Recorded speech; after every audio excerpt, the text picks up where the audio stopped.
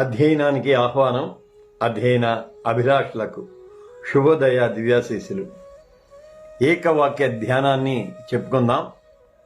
సంకల్పానుసార రక్షణ ప్రణాళికలు ప్రత్యర్థులను సైతం పాత్రలుగా మలిచే పవిత్రాత్ముడా, అధ్యయనార్థమైన అనుభవ జ్ఞానాన్ని అనుగ్రహించి ఆశీర్వదించు తండ్రి. ఆమేన్. నాదు హృదయమునందు వెల్లుపట ఆవరించిన శత్రులన్ చెదరగొట్టుము, రూపుమాపుము శీఘ్రముగనా రక్షక. చెదరగొట్టుము, రూపుమాపుము శీఘ్రముగనా రక్షక.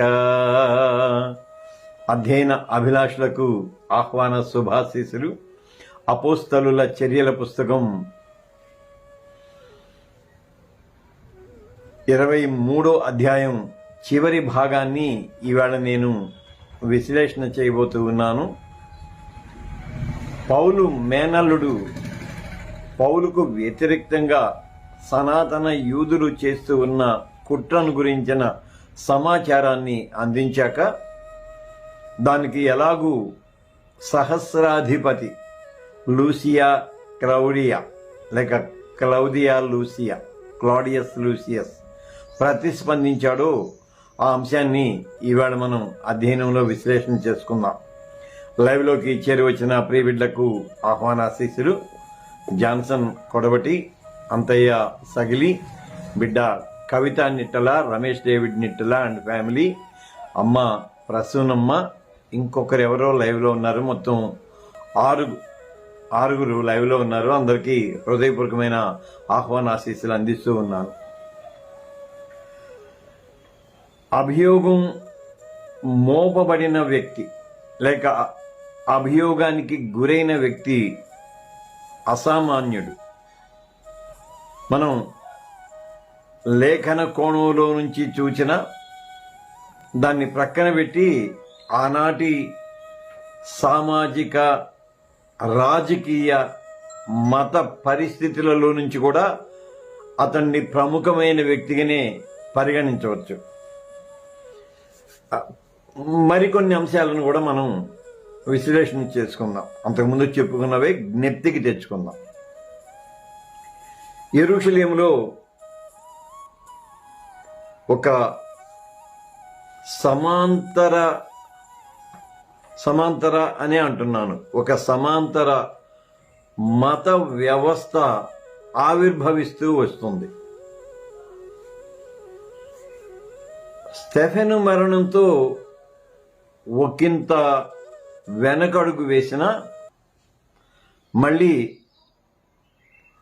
పేతురు పలాయనంతో కొంచెం గలిబిలి జరిగిన యాకోబు, యేసు సోదరుడైన యాకోబు ఆ కేంద్ర పీఠాన్ని నిర్వహించడం ప్రారంభం చేశాక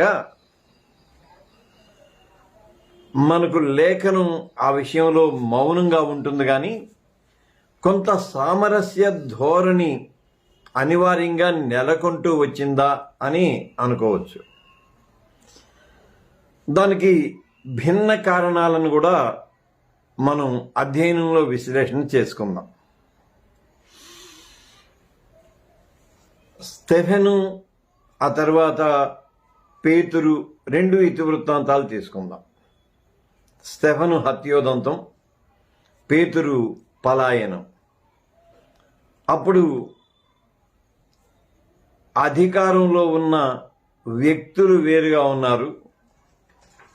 ఏది హేరోదు తర్వాత కైసరీలో మరణిస్తాడు, అది మనకు తెలుసు. మళ్ళీ రోమా గవర్నర్గా ఉన్న పిలాతు స్థానంలో వేరొకరు వచ్చారు.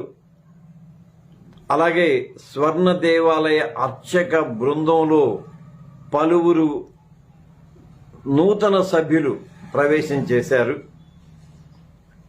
అప్పటిదాకా నాజీగా ఉన్న సన్హెడ్డినికి నాజీగా ఉన్న గమలీయేలు నిర్గమించాడు. కాకుంటే గమలీయేలు ప్రో ఫారసీ, ప్రో క్రిస్టియన్, అంటే పరిసయ్యులకు అదే సమయంలో క్రైస్తవులకు కూడా సానుకూలంగా వ్యవహరించాడు అని కూడా చరిత్ర చెబుతుంది. ఈ కారణాలన్నింటిని బట్టి ఒత్తిడి తీవ్రత తగ్గింది. ఒక సమాంతర వ్యవస్థ ఆవిర్భవిస్తూ ఉన్నది అని చెప్పుకోవచ్చు. సమాంతర వ్యవస్థ అనే దానికి ఒకే ఒక లేఖనాన్ని నేను ఉదాహరణగా పేర్కొంటున్నాను.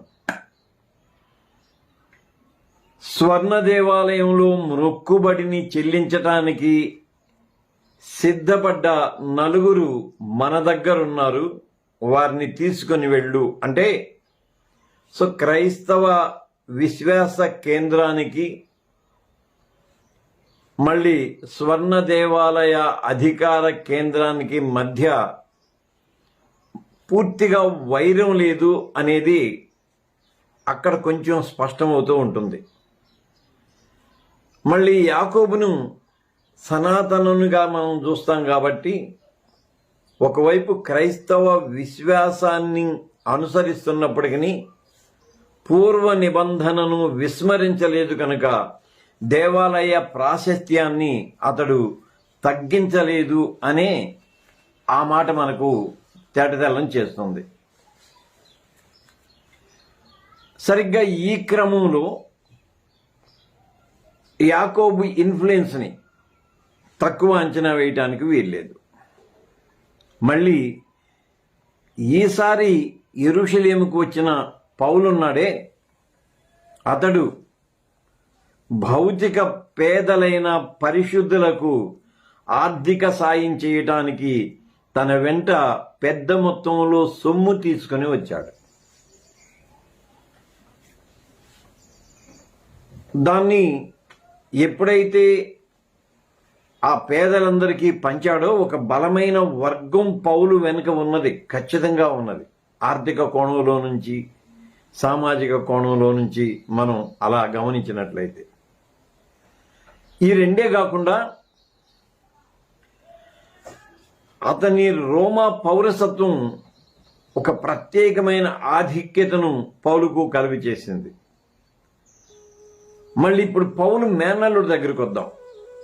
పౌలు మేనల్లుడిని మనం రెండు కోణాలలో నుంచి మొన్నటి దినం చెప్పుకున్నాం. ఒకటి, యూదులు పన్నుతూ ఉన్న కుట్ర, అంటే వారి పథక రచన ఇతడికి తెలిసింది అని అంటే ఇతనికి ఖచ్చితంగా ఆ యూదుల కేంద్రంలో బృందంలో అంతో ఇంతో పలుకుబడినా ఉండాలి, లేదా అతని మనుషులైనా ఉండాలి, సమాచారాన్ని చేరవేసే మనుషులైనా ఉండాలి.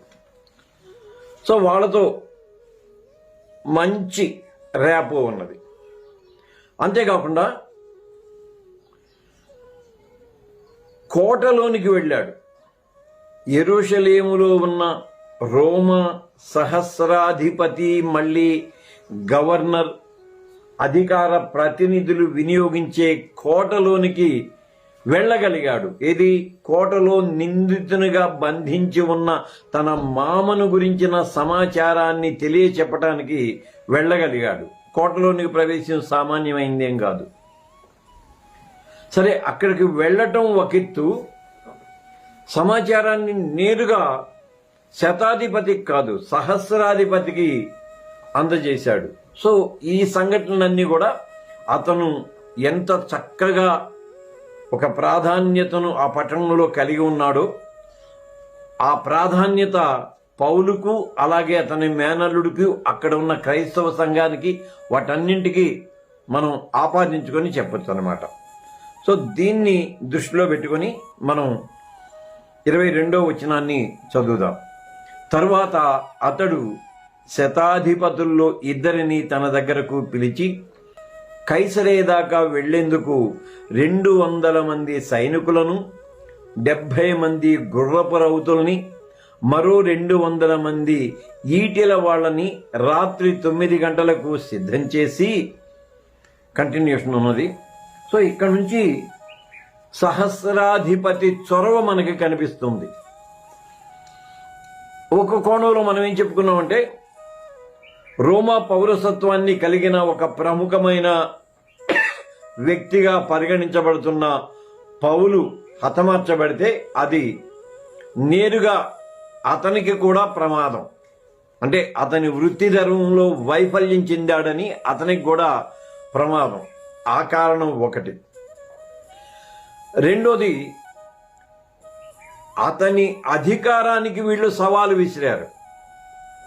కోటలో నుంచి యెరూషలేము స్వర్ణ దేవాలయ విచారణా స్థలికి తీసుకుని వచ్చే లోపు పౌలును హతమార్చాలని వారు పథక రచన చేశారంటే పూర్తిగా రోమా మిలిటరీ ఆధీనంలో ఉన్న భూభాగంలోనే పౌలును హత్య చేయటానికి వారు కుట్ర పన్నారు అని అంటే ఎంత బలీయమైన కుట్రో. తర్వాత ఒకవేళ అలాంటిది ఏదైనా జరిగితే అది ఎంత అవమానకరంగా ఉంటుందో అది కూడా తెలుసు. అతని అధికారం మీద సవాలు విసిరారు. ఆ రెండింటిని బట్టి అతడు తక్షణమే స్పందించాడు. నేను అధ్యయన కోణంలో నుంచే చెబుతున్నాను. దేవ సంకల్పానుసారమైన రక్షణ ఉందే, ఇది మనం మొదట ఏకవాక్య ధ్యానంలో చెప్పుకుంది. దేవ సంకల్పానుసారమైన రక్షణలో ప్రత్యర్థులు కూడా పాత్రధారులుగా మలచబడతారు. అందువలన ఖచ్చితంగా మనం దేవ సంకల్పాన్ని అంగీకరించాలి. కాకుంటే అధ్యయనంలో మిగిలిన పాజిబిలిటీస్ గురించి మనం మాట్లాడుకుంటా ఉన్నాం. సో వెంటనే శతాధిపతి పౌలు మేనల్లుడి మాటలను కొట్టిపారవేయాల చాలా సీరియస్గా పరిగణించాడు. ఏదో వచ్చి ఒక పిల్లాడొచ్చి శతాధిపతి చెవిలో ఈ మాటలు చెబితే ప్రక్కకు తీసుకుని వెళ్ళి నిజమని విచారణ చేయటం, జస్ట్ అలాగే లూకా చెబుతాడు, మనం చదువుకుంటాం, అంతేకాదు. వాళ్ళిద్దరి మధ్య ఎంత సంవాదం జరిగిందో, సో ఎంత ప్రణాళికాబద్ధంగా వాళ్ళు ఈ కుట్రను పన్నుతూ ఉన్నారో దాన్ని అతడు గ్రహించేలాగా, అతడు మనసు దానిని అంగీకరించేలాగా కమ్యూనికేట్ చేశాడు. అక్కడ చాలా విషయాలు మనకు వ్రాయబడకపోయినా వాటన్నింటిని మనం ఆలోచించేది. వెంటనే శతాధిపతి చాలా పెద్ద ప్రయత్నం మొదలుపెట్టాడు. 200 మంది సైనికుల్ని పిలిచాడు. మళ్ళీ 70 మంది గుర్రపు రౌతుల్ని సిద్ధం చేయమన్నాడు.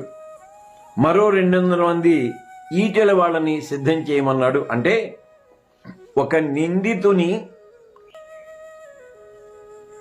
యెరూషలేము ప్రాంతం నుండి ఒక సురక్షిత ప్రాంతానికి విచారణ నిమిత్తం పంపించటానికి ఎంత పెద్ద ఎస్కార్ట్ను ఉపయోగించాడు. ఆశ్చర్యం వేస్తుంది, నిజంగా అంటే ఆశ్చర్యం వేస్తుంది. అంటే పౌలును మనం విశ్వాస కోణంలో నుంచే చూస్తాం, కానీ పౌలుకు ఎంత పలుకుబడి ఉన్నది, లేకపోతే పౌలు ఎంత ప్రముఖమైన వ్యక్తి, పౌలు చుట్టూ ఉన్న ఆ బృందం, అందాం మామూలు మాట, బృందం ఎంత బలమైనది, వాటన్నింటిని మనం అర్థం చేసుకోవచ్చు అన్నమాట.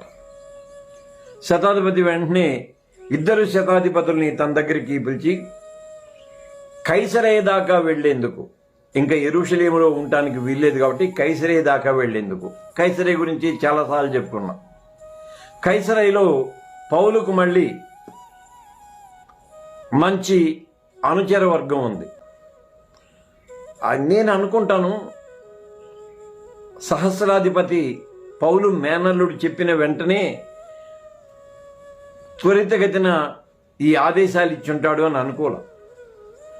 అతడు చాలా ప్రణాళికాబద్ధంగా ఆలోచన చేసి ఉంటాడు. ఏం చెయ్యాలి, ఎక్కడికి పంపించాలి, ఏది సురక్షితమైన ప్రదేశం, ఏది వివాదాలకి అతీతంగా ఉంటుంది అని. ఇక్కడ మరొక కోణాన్ని కూడా ఆలోచన చేయాలి. యెరూషలేము దానికి మళ్ళీ ఒక 45 మైళ్ళ దూరంలో దాదాపుగా అంతా యూదులు ఎక్కువ మంది ఉంటారు. సో ఎక్కడైనా ఏదైనా జరగచ్చు. ప్రెడామినెంట్ జ్యూయిష్ ఏరియా అది కనుక వాళ్ళని తక్కువ అంచనా వేయటానికి వీల్లేదు. సో యూదుల ప్రభావం తక్కువ ఉండే ప్రాంతానికి మళ్ళీ విచారణకు అనువైన ఒక సాధికారిక ప్రాంతానికి పౌలును పంపించాలని ఓకే కైసరే పంపిద్దాం అని నిర్ణయానికి వచ్చాడు. మళ్ళీ తన పరిధి దాటింది కనుక తనకంటే పై అధికారి దగ్గరికి పౌలును పంపిస్తే మంచిది అని అతడు భావించాడు. ఖచ్చితంగా సమాలోచన జరిగి ఉంటుంది. శతాధిపతులందరినీ పిలిచి ఏం చేద్దామని అసలు పౌలుని గురించి విచారణ చేసి అప్పుడు ఒక నిర్ణయానికి వచ్చి ఉంటాడు. సో ఇతడు 200 మందిని సైనికుల్ని సిద్ధం చేయమన్నాడు. 70 మంది గుర్రపు రౌతుల్ని, అంటే ఆ అశ్విక దళాన్ని 70 మంది అశ్విక దళాన్ని సిద్ధం చేయమన్నాడు. మరో 200 మంది ఈటెల వాళ్లను సిద్ధం చేయమన్నారు. మనం ఊళ్ళో చదువుకుంటున్నాం కానీ ఒకసారి ఊహించండి, పౌలు సెంటర్లో ఉన్నాడు. ముందు గుర్రపు రౌతులు వెళుతూ ఉన్నారు గుర్రాల మీద.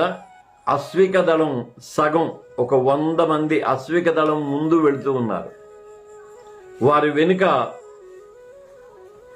మళ్ళీ ఒక 100 మంది, అశ్విక దళం 70 కాబట్టి ముందు ఒక 35 మంది అశ్విక దళం ముందున్నారు. ఒక 35 మంది గుర్రాల మీద ముందున్నారు. వారి వెనుక ఒక 100 మంది ఈటెల సైనికులు ఉన్నారు. ఈటెల సైనికులు అనే గురించి వాళ్ళ గురించి నేను గతంలో కూడా చెప్పాను.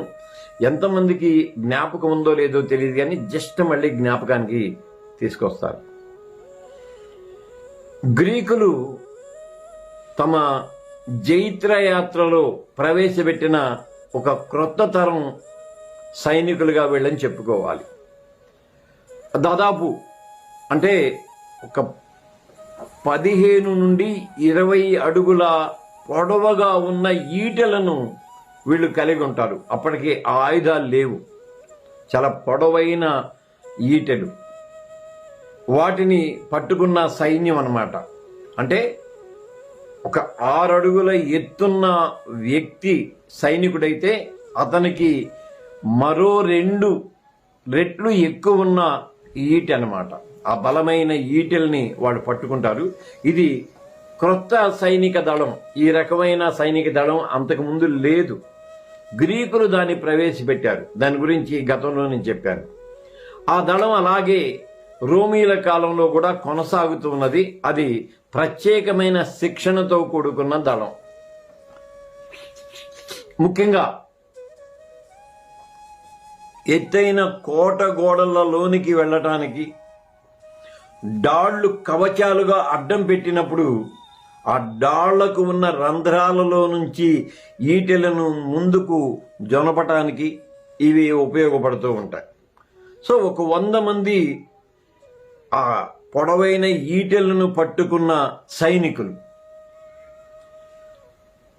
ఆ తర్వాత కాలినడకన వచ్చేవాళ్ళు, అంటే ఖడ్గదారులైన మరొక 100 మంది సైనికులు, అంటే 35 మంది గుర్రాలు, ఒక 100 ఈటెల సైనికులు, మరొక ఖడ్గదారులైన వాళ్ళు ఒక 100 మంది.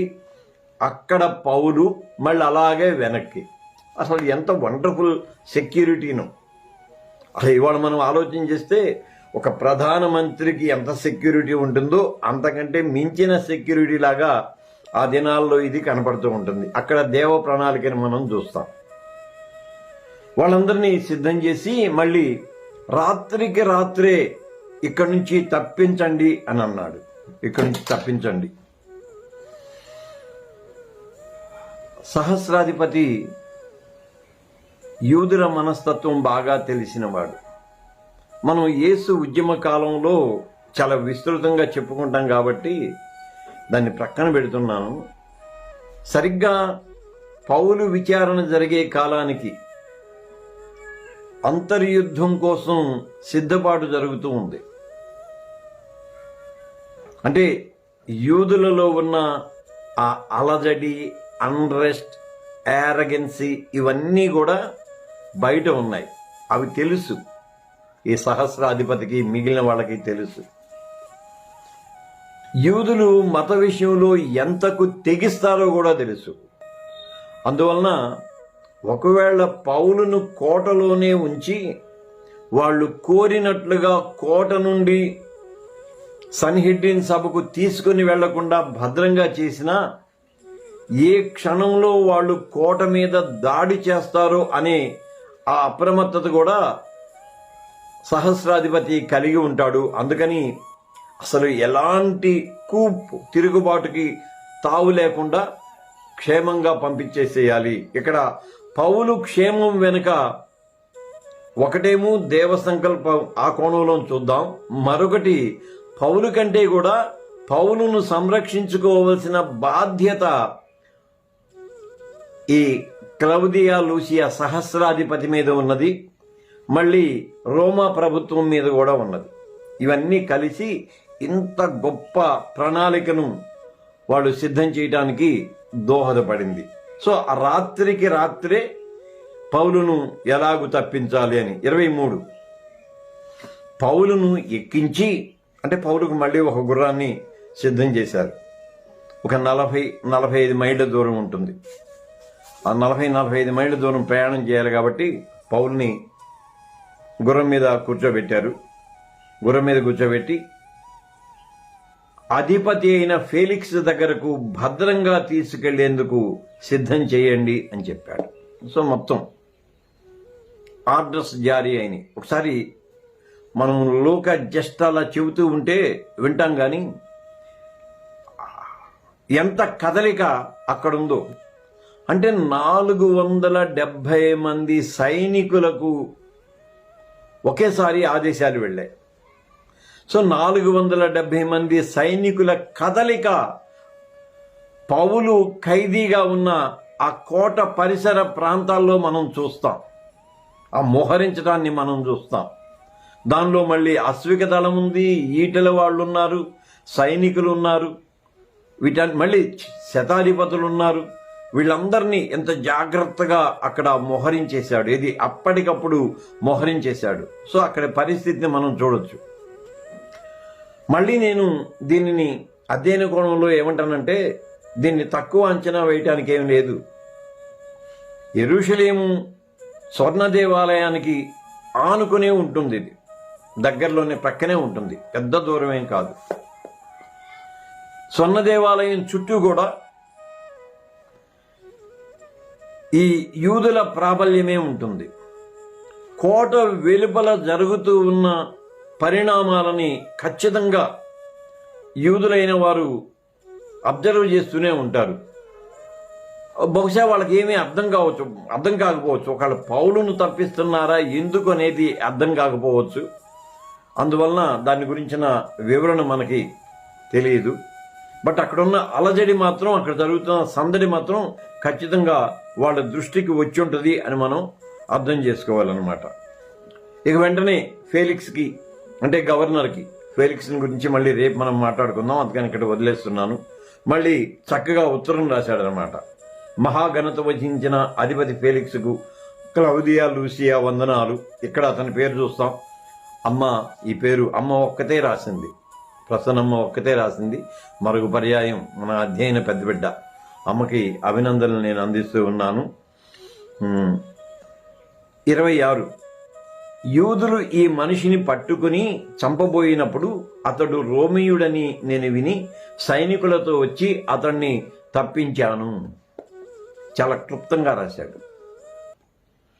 నా దగ్గర ఒక ఖైదీ ఉన్నాడు, అతడి మీద అభియోగాలు మోపిన వాళ్ళు ఉన్నారు, కానీ అతడికి నాకు కలిగిన ఎన్కౌంటర్ గురించి, ఎప్పుడు తారసపడ్డాడో దాని గురించి చెబుతూ, యూదులు ఈ మనిషిని పట్టుకొని చంపబోయినప్పుడు అభియోగం తర్వాత ముందు జరిగింది ఏంటంటే దాడి జరిగింది. ఒక వ్యక్తి మీద ఒక సమూహము దాడి చేసింది. ఆ వ్యక్తికి సమూహానికి మధ్య ఉన్న దాడి ఉన్నదే అది చట్ట వ్యతిరిక్తమైనది. కనుక చట్ట వ్యతిరిక్తమైన చర్య జరుగుతూ ఉన్నప్పుడు చట్టాన్ని స్థానికులైన సమూహం చేతిలోనికి తీసుకున్నప్పుడు దానిని సంరక్షించడానికి నేను జోక్యం చేసుకుని ఇతన్ని నేను తప్పించాను అన్నాడు. సైనికులతో వచ్చి తప్పించాను, బంధించాను అనలా, తప్పించాను అన్నాడు. ఇక్కడ తప్పించాను అని అంటే పౌలు మీద పక్షపాతం కాదు. ఇదిగో ఒక బలమైన దాడి జరగకుండా, లేకపోతే ఒక అంతర్యుద్ధం లాంటి పరిస్థితికి అంకురార్పణ కలగకుండా నేను దానిని చాకచక్యంగా తప్పించాను అన్నాడు. అంతే, ఆ ఎన్కౌంటర్ గురించి అంతే చెప్పాడు. ఇప్పుడు పౌలుని గురించి మాట్లాడుతున్నాడు. ముందేమో పరిస్థితి గురించి చెప్పాడు, తర్వాత పౌలుని గురించి చెబుతూ 28వ వచనం 27, వాళ్ళు అతని మీద మోపిన నేరమేంటో తెలుసుకోవడానికి నేను వాళ్ళ మహాసభ ముందుకు అతన్ని తీసుకుని వెళ్ళాను. చాలా ప్రొసీజర్. మొట్టమొదటి నేను దాడి జరుగుతూ ఉంటే ఆపాను. ఆ తర్వాత దాడికి కారణాన్ని తెలుసుకోవటానికి యూదా మతం స్వయం ప్రతిపత్తి కలిగిందిగా రోమా ప్రభుత్వం పరిగణించింది కాబట్టి ఆ యూదుల మతపరమైన వివాదం కనుక దానిని నేను మన్నించి వాళ్ళ మహాసభ దగ్గరికి, వాళ్ళ అత్యున్నత మత న్యాయస్థానం దగ్గరికి అసలు జరిగిన దాని గురించి విచారణ చేయటానికి తీసుకొని వెళ్ళాను. 28వ వచనం, అయితే వాళ్ళు తమ ధర్మశాస్త్ర వాదాల విషయంలో అతడి మీద నేరం మోపేరే తప్ప మరణానికి గాని బంధకాలకు గాని సరిపడే నేరాన్ని వాళ్ళు అతని మీద చూపించలేకపోయారు. ప్యూర్ రిలీజియస్ మ్యాటర్, అంతేగాని లీగల్ మ్యాటర్ కాదు. ఇతన్ని సంహరించడానికి లేదా చెరసాలలో వేయటానికి తగిన చట్టపరమైన న్యాయపరమైన కారణాన్ని వారి మహాసభ చూపించలేకపోయింది ఇతనికి వ్యతిరేకంగా.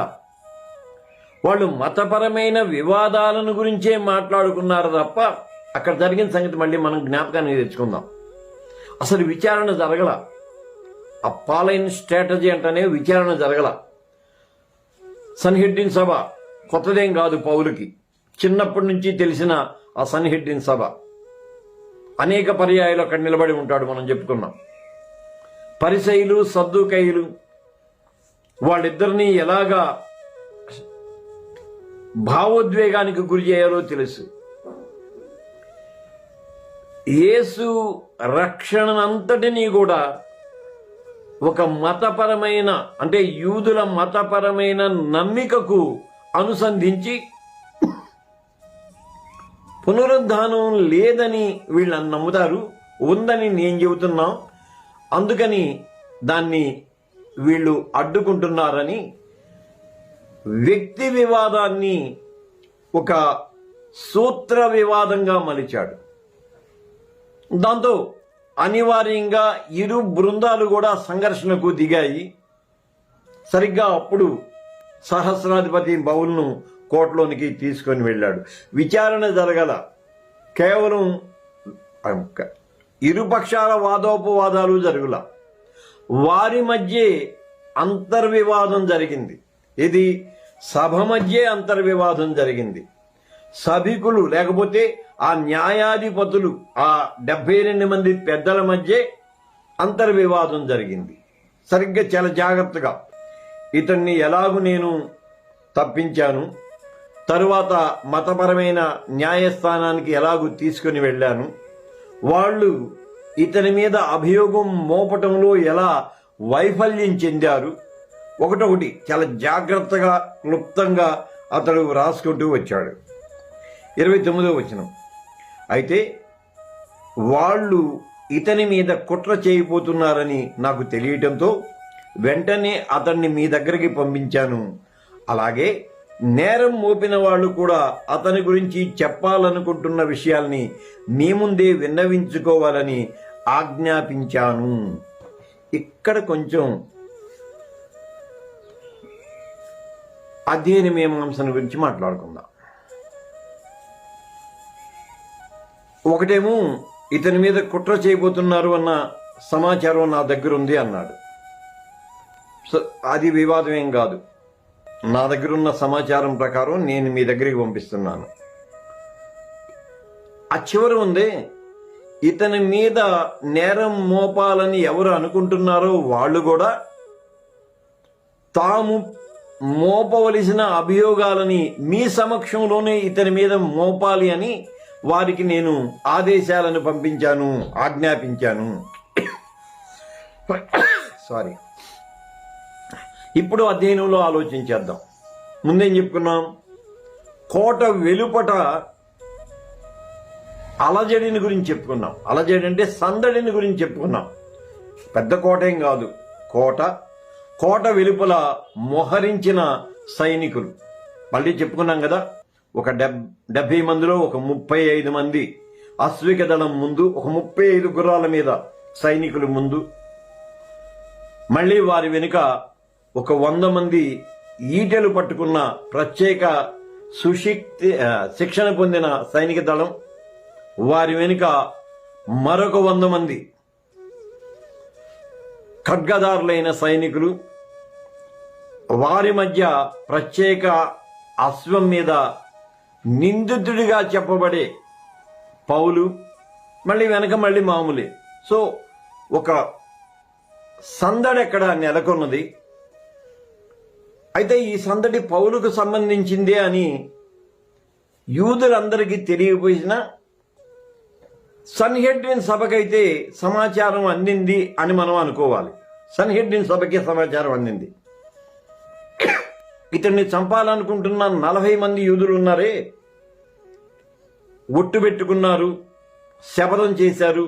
వాళ్ళకంటల్లా నేను లూసియా క్లౌదియా ఏం చెబుతున్నాడంటే, ఇతని మీద కుట్ర పన్నారని నాకు తెలిసింది, నేను దాన్ని నమ్మాను.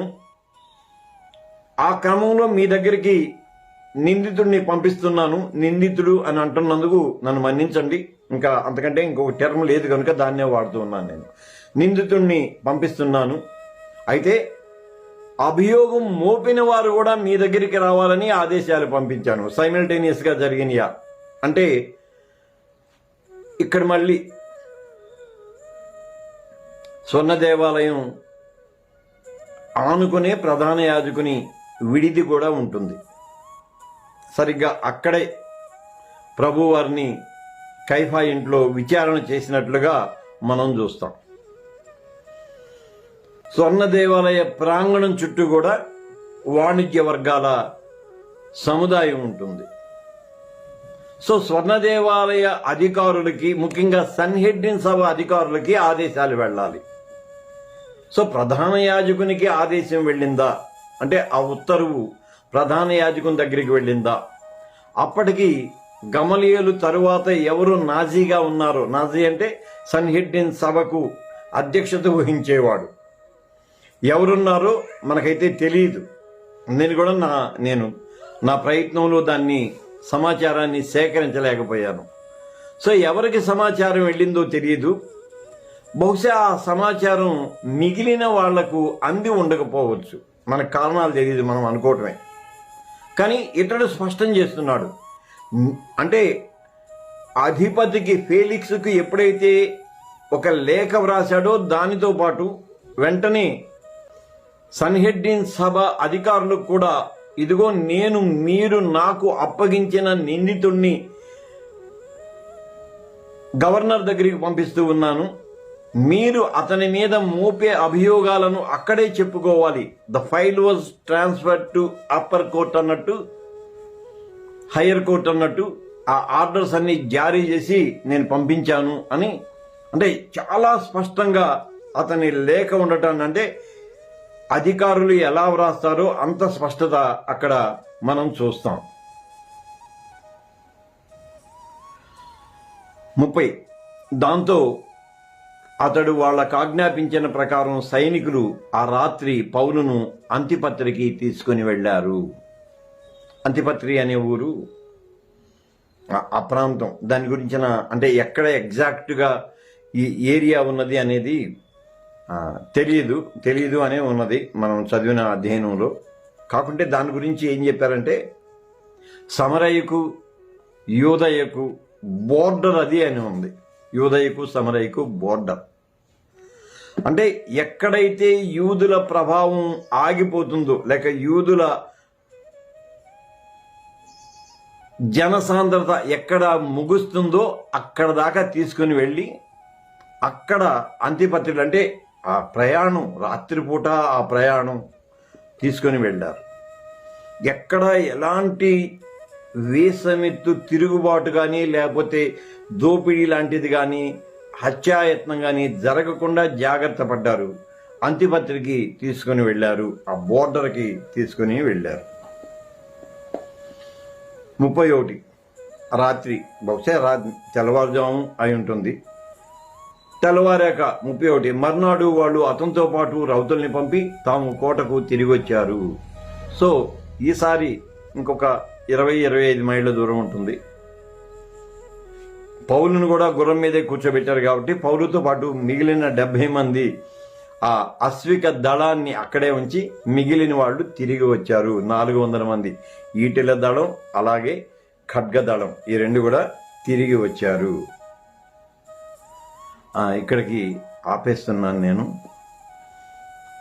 ఇంకా ఉంది కానీ కొంచెం అలసటగానే ఉంది. అలసట అంటే మామూలే, అంతకంటే ఏం లేదు. ఆ లైవ్లో ఉన్న బిడ్డలందరికీ కూడా వందనాశీస్సులు. జాన్సన్ కొడవటి, లోకా కొడారి, అమ్మ ప్రసూనమ్మ, బిడ్డ కవిత నెట్ల, రమేష్ డేవిడ్ నెట్ల అండ్ ఫ్యామిలీ, బిడ్డ బీపీవి ప్రేమ్ కుమార్, జాన్ స్టీవెన్, అమ్మ దీనా కుమారి వేజన్ల, డానీ జాషువా. ఎరా మనవడా, చాలా రోజుల తర్వాత నేను చూస్తున్నాను రా. డానీ జాషువా, మళ్ళీ కొన్ని డీపీలు నాకు అర్థం కావటం లేదు. అందరికీ హృదయపూర్వకమైన వందనాశీస్సులు. 18 మంది లైవ్లో ఉన్నారు. రేపటి దినం మిగిలిన భాగాన్ని మనం కొనసాగించుకుందాం. ఎందుకంటే భావోద్వేగంతో చెప్పేప్పుడు కొంచెం అలసట కలిగిద్ది. వయసు రీత్యా అలసట కలిగిద్ది. అందువలన దయతో మన్నించండి. మిగిలిన భాగాన్ని రేపు వరుసగా మనం అధ్యయనం చేసుకుందాం. అందాక సెలవు.